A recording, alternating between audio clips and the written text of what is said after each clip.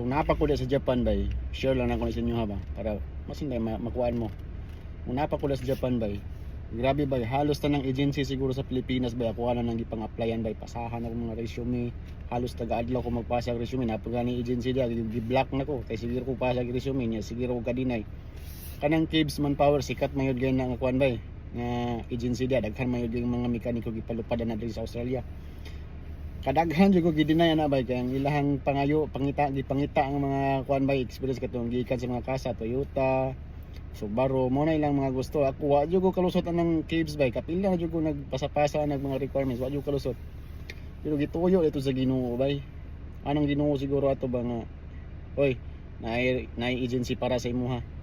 Paghulat mo tong akong gibuhat bay diri ko sa kuan sa LinkedIn apps, himo kog account, sulat na ko akong mga experience ito, akong ibutang o mga experience, trabaho, types akong trabaho, about sa akong mga trabaho, post ko mga video dito sa akong trabaho.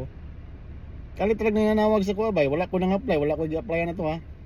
Kalitrag na nanawag nga nakita na ko yung mga account sa kuan, sa LinkedIn nga mekaniko ka, basig qualified ka aning amo ang kuan, client. Kanto siya bay, migration agent kanang agency karon nga akong nag-process sa quadri kanang agency diri sa Australia. Mga to bay, tuloy-tuloy na bay, naabot na yung Australia. Lisod ang process siya bay, pero kaya ra.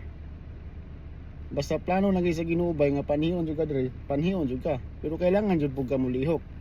Napod jud kay buhaton para makalusot ka.